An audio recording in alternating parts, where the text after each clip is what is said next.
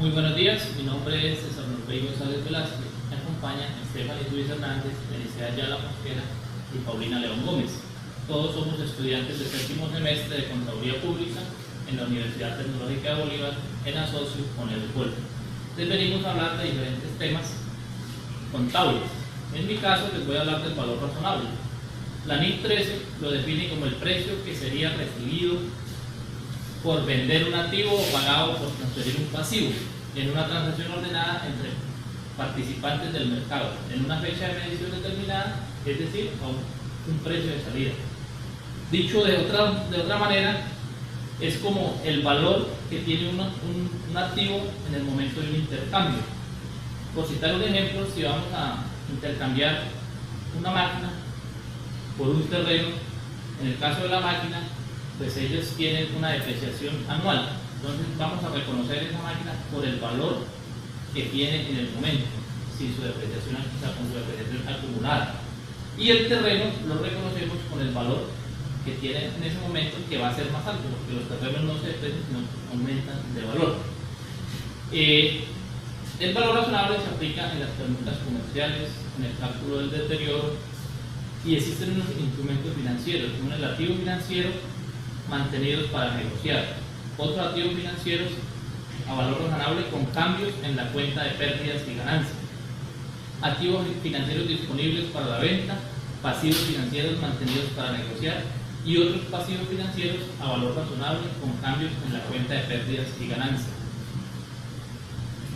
En el caso de los instrumentos financieros, en lo que se aplica, el valor razonable permite que se reconozcan no solo las pérdidas derivadas de los cambios del valor de dicho instrumento, sino también los beneficios que originen como resultados de los mismos. ¿Cómo funciona el valor razonable? Cuando un precio para un activo o pasivo idéntico es no observable, una entidad medirá el valor razonable utilizando otra técnica de valor que maximice el uso de datos de entrada observables, relevantes y minimice el uso de datos no observables, puesto que el valor razonable es una medición basada en el mercado. Se mide utilizando los supuestos que los participantes del mercado utilizarían al fijar el precio del activo o el pasivo, incluyendo los supuestos sobre riesgos. El tema que les vengo a hablar es políticas contables. La NIF 8 la define como los principios, bases, acuerdos legales y procedimientos específicos adoptados por la entidad en la elaboración y presentación de sus estados financieros.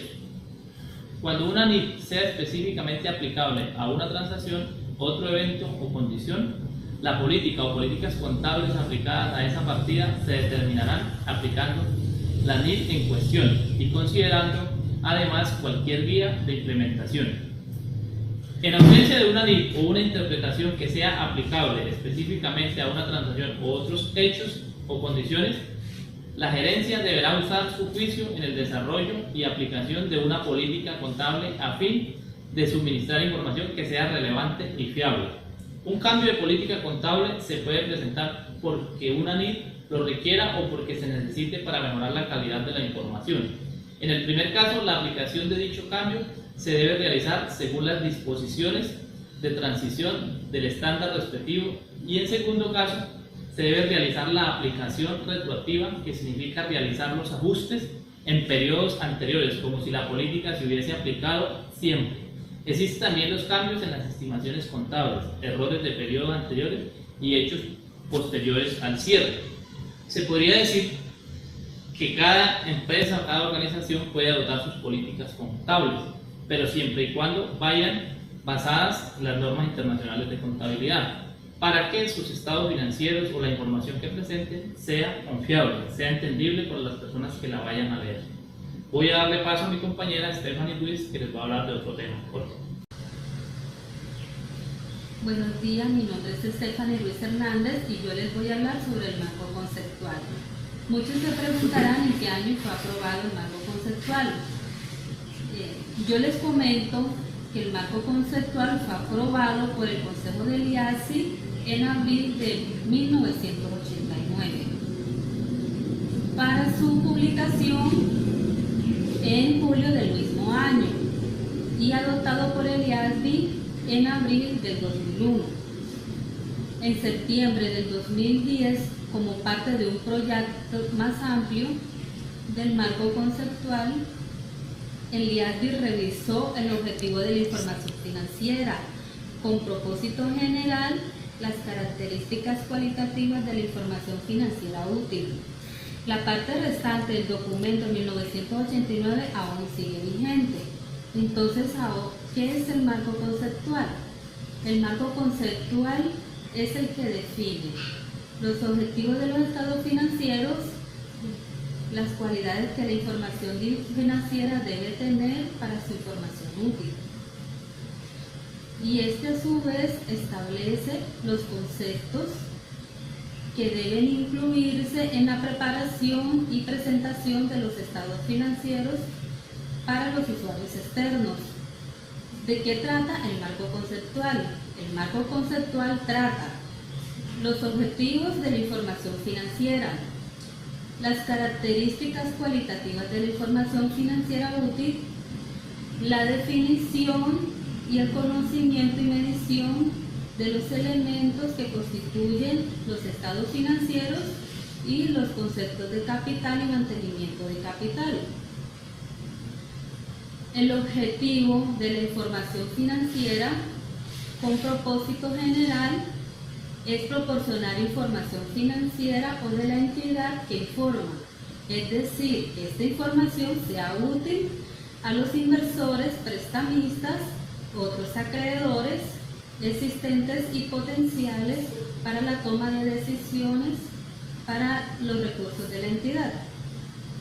Estas decisiones conllevan comprar, vender o mantener el patrimonio en instrumentos de deuda y proporcionar préstamos y otras formas de crédito.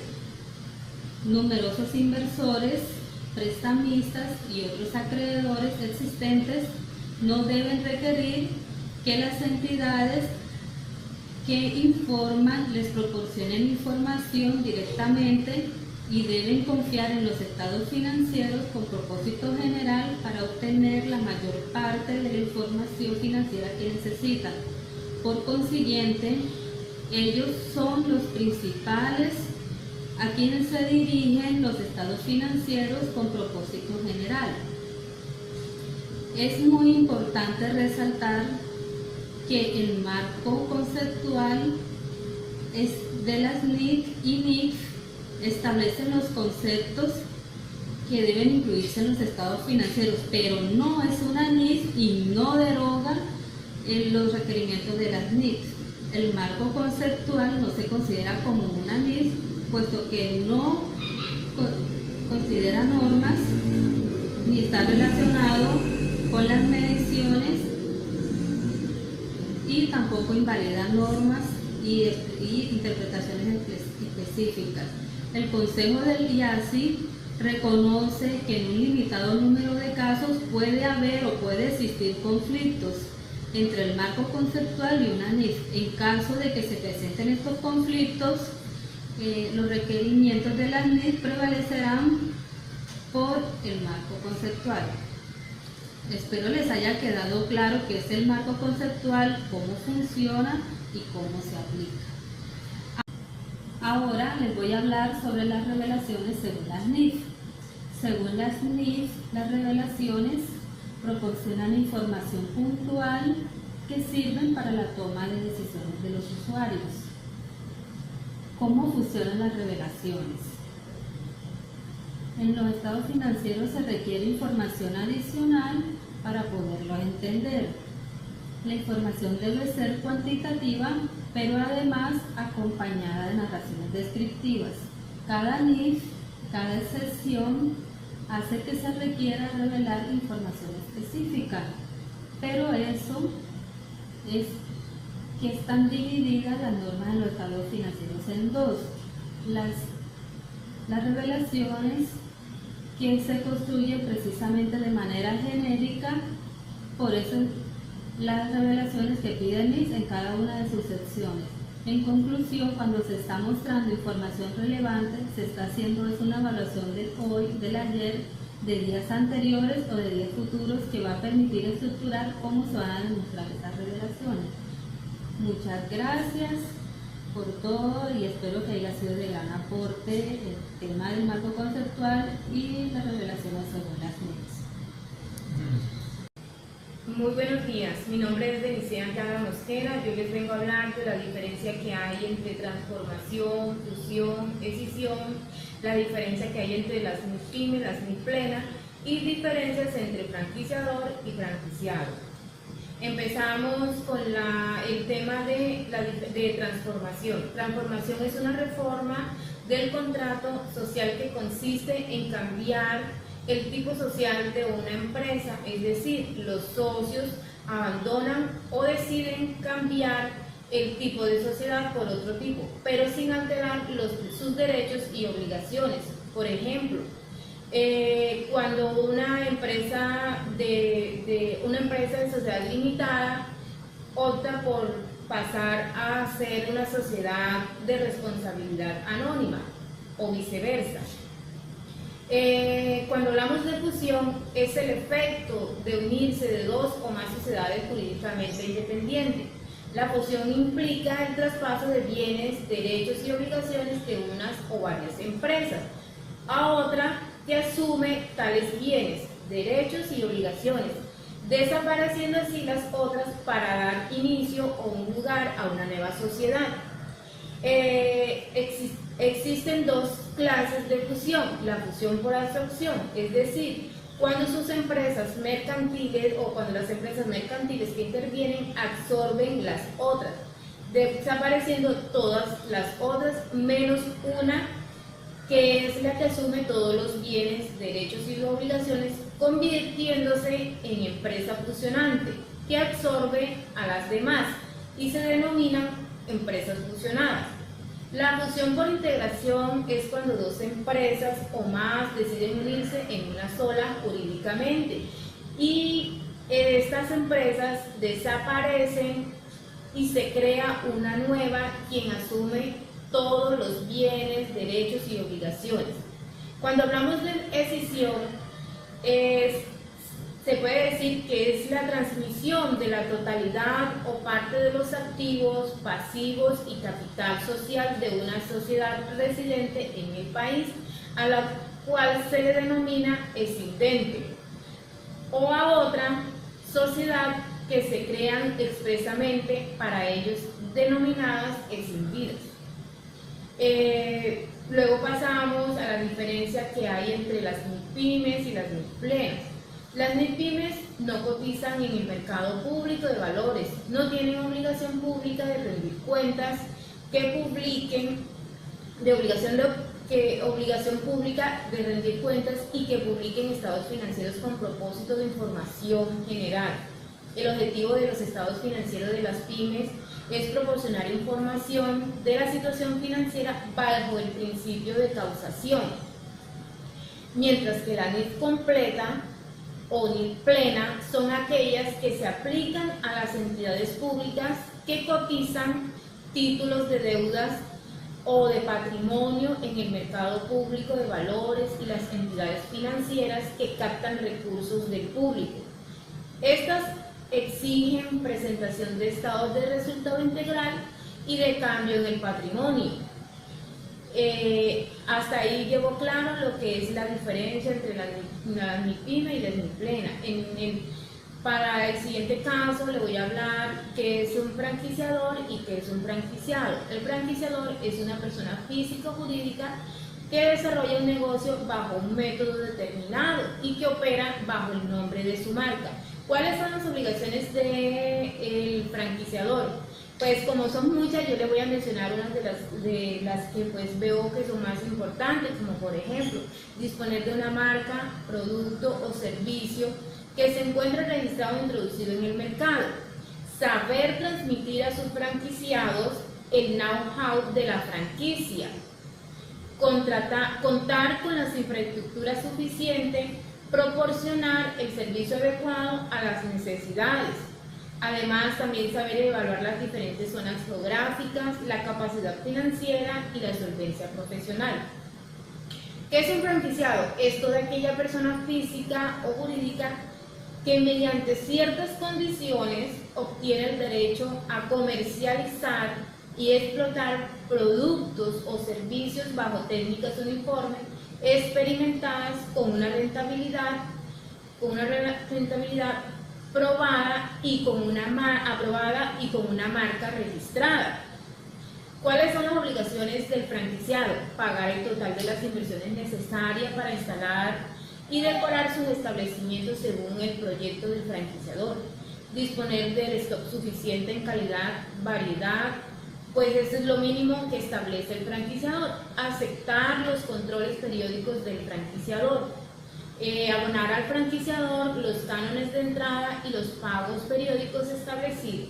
Aplicar al precio de venta aconsejado por el franquiciador. Yo les tengo un ejemplo más o menos que me puedo dar cuenta, es por decir el Grupo Bancolombia. El Grupo Bancolombia es una empresa que vende franquicias. Entonces, si yo como persona jurídica quiero tener una franquicia, debo debo ajustarme a lo que ellos me exigen a mí. Igual también el franquiciado acepta las negociaciones que se hacen con el franquiciador. Bueno, yo espero que les haya quedado claro este tema. Le doy paso a mi compañera Paulina León Gómez. Buenos días, como mi compañera lo dijo, mi nombre es Paulina León Gómez y mi tema a exponer se llama portafolio de inversión. Empecemos por hablar sobre los conceptos básicos. ¿Qué es inversión? Es la rama que estudia básicamente cómo hacer y administrar una inversión en activos financieros y en particular qué hacer con un excedente de dinero y cuándo se debe invertir en el mercado financiero. ¿Qué es una inversión? Es la aplicación de recursos financieros destinados a incrementar los activos fijos o financieros de una entidad. ¿Qué es portafolio de inversión? También llamado cartera de inversión, y es una selección de documentos o valores que se cotizan en el mercado bursátil y en lo que una persona o una empresa decide colocar o invertir su dinero. ¿Qué es plazo? Cuando hablamos de plazo nos referimos al tiempo en el que el dinero queda invertido y que no se podrá disponer de él. ¿Qué es la liquidez? Es la facilidad de convertir los títulos valor a dinero en efectivo. ¿Qué incluye el portafolio de inversión? El portafolio, por lo tanto, incluye todos aquellos activos como acciones, bonos, dinero en efectivo o depósito a plazo, que implica un capital del que se espera obtener un cierto rendimiento. Los instrumentos de inversión. Existe una amplia gama de instrumentos de inversión disponibles para los inversionistas individuales, los cuales se diferencian en cuanto a vencimiento, los costos, el rendimiento, el riesgo y los aspectos fiscales. El procedimiento para armar un portafolio óptimo. Se debe dividir el capital que tiene disponible para invertir en tres partes. La primera es la reserva, que se debe mantener para emergentes o imprevistos. Esta se coloca en activos financieros de corto plazo que permiten una rápida disponibilidad en casos necesarios. La segunda parte contiene el capital que puede necesitar en plazos conocidos o de la cual quiere obtener un ingreso permanente. Esta se colocará en instrumentos de rentas fijas, como son bonos o CDTs, de riesgo y rendimiento moderado. Y la tercera parte la colocará en activos de renta variable, que son acciones, o en otras inversiones de mayor riesgo, pero son las que le van a imprimir la mayor rentabilidad al portafolio.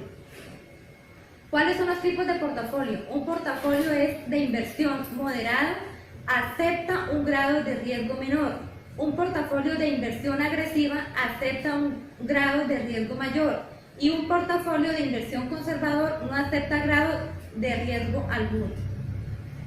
¿Qué podemos concluir en esto? Que todas las partes se nos indica que la perfecta distribución de nuestro portafolio o cartera de inversión es aquella que reparte el riesgo de nuestras inversiones en diferentes rubros como son efectivo, acciones, bonos, propiedad raíz, depósito a término fijo, etc. También dice que diversificar el portafolio o la cartera significa invertir en distintos instrumentos a fin de reducir significativamente el riesgo. Esto no es tan fácil de hacer como suena sin la información adecuada. La mejor cartera o portafolio de inversión es aquella que nosotros mismos diseñamos de acuerdo al nivel de riesgo que se está dispuesto a afrontar, de acuerdo a la edad, a la cantidad de dinero que se tiene para invertir y el tipo de negocio que se tiene. Parece complicado, pues esto tiene muchas variables.